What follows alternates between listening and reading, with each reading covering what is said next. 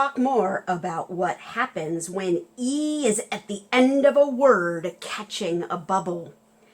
As you will remember, E loves to play tricks, and E loved hiding out at the end of words. So he liked hiding out at the end of a word like k.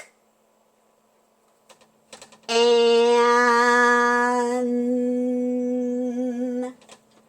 So he couldn't find her N. K, an. We call this a blue, red, blue word or a CVC word for consonant, vowel, consonant. But then E would sneak over and join the word and catch a bubble.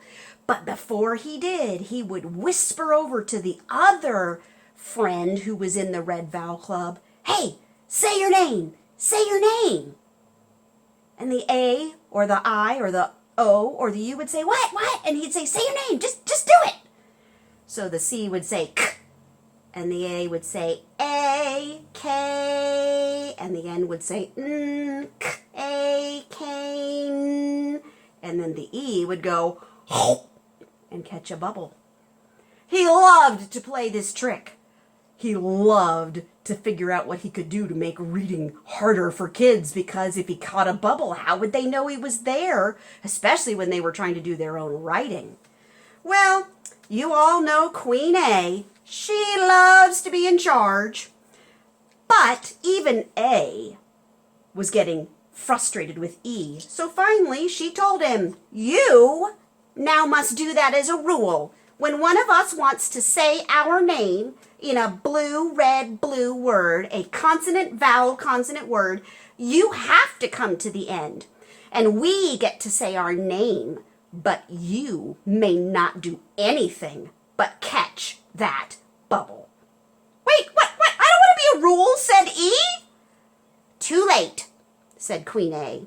And from now on, or from then on, it was a rule. So let's take a look at this word first.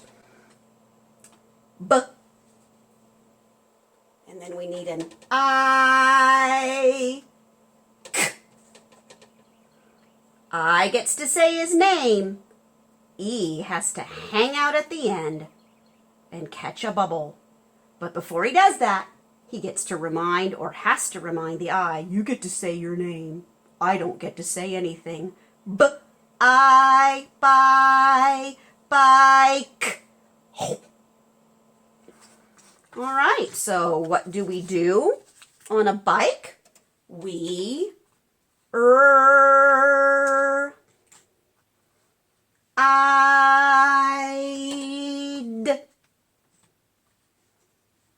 We ride on a bike. Ride.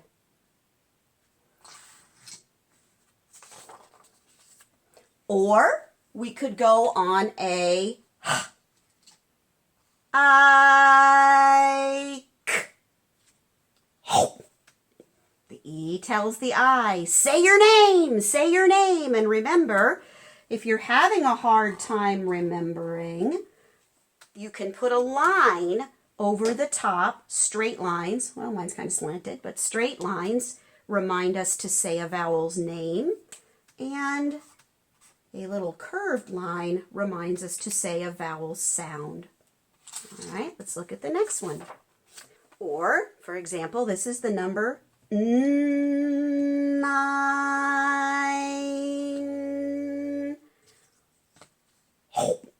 The E tells the I to say his name, but he has to catch a bubble. These tomatoes are growing, but these tomatoes are red and ready to eat. They are ripe.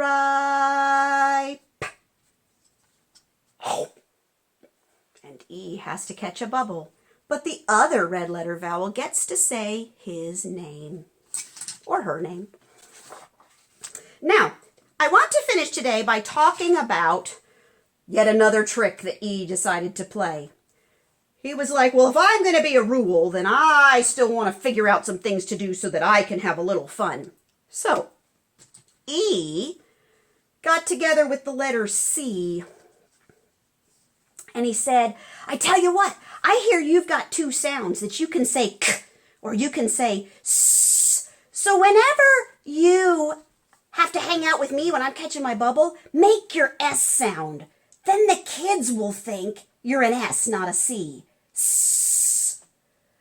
Well, C didn't get to make her S sound very often, so she actually agreed to this, and she said, okay, I'll do that when I hang out in words with you.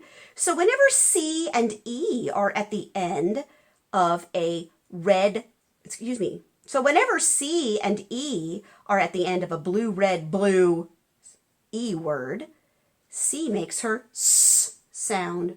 So for example, this is the word ice. And she gets to make her S sound. We're going to put quotation marks because that's who she's talking like. Now, if we move down the CE, we have two of these. This is a mouse, but when there's two, we don't say mouses. We say ice. And C gets to make her S sound because E talked her into it. Mice. But you're not going to let E trick you, are you? Or this final one, if we move down the C and the E and the I, but we change the line leader to for rice. Rice. But the C makes her S sound. All right, there is the Match It part of Tap It, Teach It, Match It in your packets posted today for you to play memory with silent E and I saying his name words. So have fun playing games. See you soon.